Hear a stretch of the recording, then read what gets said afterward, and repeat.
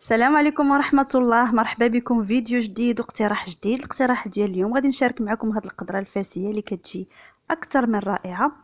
وان شاء الله الفيديو اللي مورا هذا غادي تكون فيه هاد الكيك هادي اللي كتجي لذيذة وبحجم عائلي باربع بيضات فقط كنحصلوا على واحد الكيك اللي هو كبير اسفنجي هش، كيجي فعلا زوين كيستحق التجربة. واول حاجة غادي نبدا بها هي القدرة الفاسية، واحد الاكله كتجي لذيذه بزاف غزاله، كتكون من الدجاج الحمص واللفت. حتى بالنسبه للناس اللي ما كياكلوش اللفت، حتى انا في حقيقه ما كناكلوش، ولكن في هذه الاكله هذه صدقوني انكم غادي تاكلوه وغادي يعجبكم. تفضلوا معايا المقادير وطريقه التحضير. غادي نحتاجو الدجاج شحال ما بغيتو، يعني الكميه كتبقى على حساب افراد الاسره. وغادي نحتاج تقريبا هنا 5 ديال الفتات قطعتهم مربعات كبار. وعندي الحمص اللي هو ديجا مفزق ومفسخ. عندي بصله متوسطه مشلضه، وعندي قزبور، عندي نص كاس ديال الزيت، عندي الملحه، معلقه ديال السمن، البزار، سكنجبير والخرقوم. خديت كوكوط، انا عندي غير الكوكوط كبيره، يعني ما عنديش كوكوط صغيره. مهم نتوما خذوا غير ديروا القياس، كنتو غتكثروا خذوا كوكوط كبيره، كنتو غادي ديروا شي حاجه قليله خذوا كوكوط صغيره. انا عندي غير الكبيره، مهم غادي نستعملها. ضفت هنا الدجاج، ضفت البصله، وضفت شويه ديال القزبر، وغادي نخلي الباقي من بعد.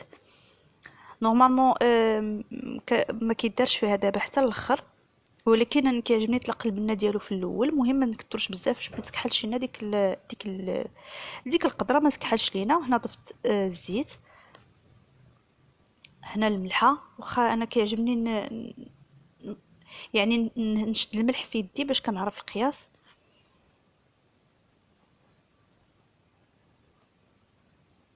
وغادي نضيف السمن هنا ضفت حوالي ملعقه صغيره، ولكن الا كان عندكم يعني السمن حار بزاف ما تضيفوش ملعقه صغيره كامله، يعني نص ديالها ولا.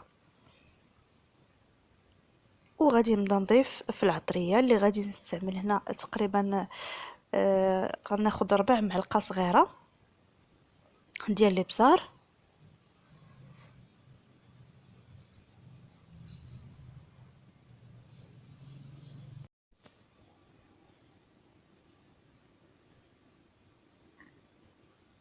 وغادي نضيف ملعقه ديال الخرقوم البلدي، ملعقه عامره.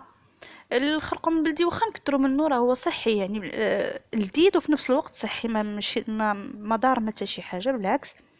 وانا ما كنستعملش نهائيا الملون، يعني الزعفران الملون او الخرقوم داك ديال الباكيه ما كنستعملوش نهائيا، غير صحي وما كيعطينا حتى شي مذاق، ما كيعطينا حتى شي حاجه، فلا داعي. وضفت ملعقه ديال السكنجبير مع عمراج صافي، وخديت المكونات كامله فوق البوطه. غادي نضيف ليها شويه ديال الماء باش شويه يتقلى داك الدجاج وطيح ديك البصيله شويه. كاين الناس اللي ما كتقليش الدجاج، المهم انا كنفضل نقلي باش كنحس بان ديك العطريه دخلات للدجاج وكيجي لذيذ. بالنسبه لهاد تقدروا ديروا الدجاج تخليوه حتى يطيب، من بعد تضيفوا الحمص واللفت بجوج. ولكن انا ما كنديرش هكاك، انا كنضيف اللفت حتى كنحس بداك الدجاج واللفت شويه دخلهم الطياب، يعني قرابين يطيبوا. هذا كنحل الكوكوط، كنضيف الحمص، لان ملي كنضيفوا الحمص واللفت ما كيطيبوش بجوج في دقه واحده، يعني كيطيب الحمص بزاف واللفت كيبقى مازال شويه. فلا تسنينا حتى طاب اللفت، خصوصا الا كان اللفت كيشد طياب، فالحمص كيولي يعني معجن. فمن الاحسن نديروا هاد الطريقه هذه.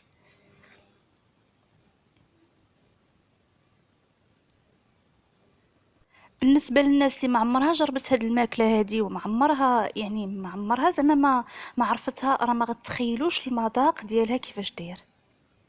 لذيذ بزاف، لذيذ بزاف. اول مره انا ناكل لفت كليتها في هاد الماكله هذه. بالنسبه لهاد الماكله فوراتها ليا عجوزتي الله يخليها لينا. هنا ضفت اللفت،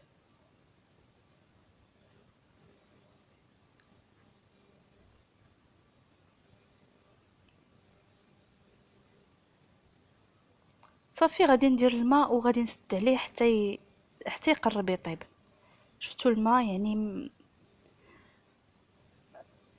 شفتوا الماء يعني شويه، حيت لان لفت شويه كيش الطياب فكترت شويه الماء.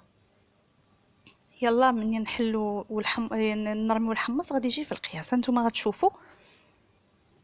بالنسبه لينا ما عنديش كوكوط صغيره، يعني استعملت كوكوط كبيره، لان الماء غالبا ما كنطيبش في الكوكوط، كنستعملها الا بغيت ندير الحريره ولا شي حاجه اللي هي كتيره، فكنضطر ملي كنحتاجها كنخدم غير في هاد الكبيره. صافي كيف كتشوفوا هنا حليت عليها. شوفوا الماء اللي بقى فيها، هنا غادي نضيف الحمص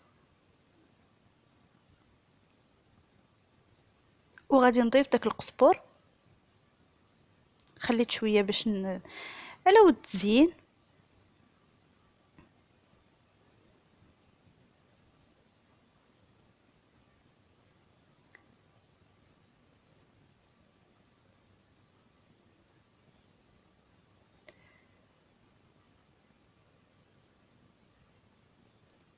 كيف كتشوفوا هاهي من زديت عليها وطابت، شوفوا كيفاش يعني داك لاصوص ديالها، ديك المريقه ديالها جات في القياس، كتجي لذيذه لذيذه لذيذه لذيذه. كنتمنى انكم تجربوها فعلا لذيذه.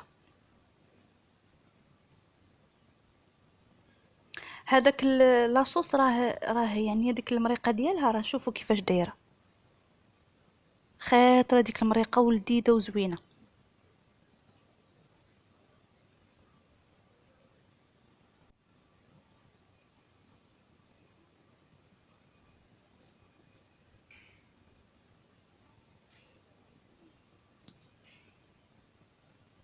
وهذا هو الشكل ديال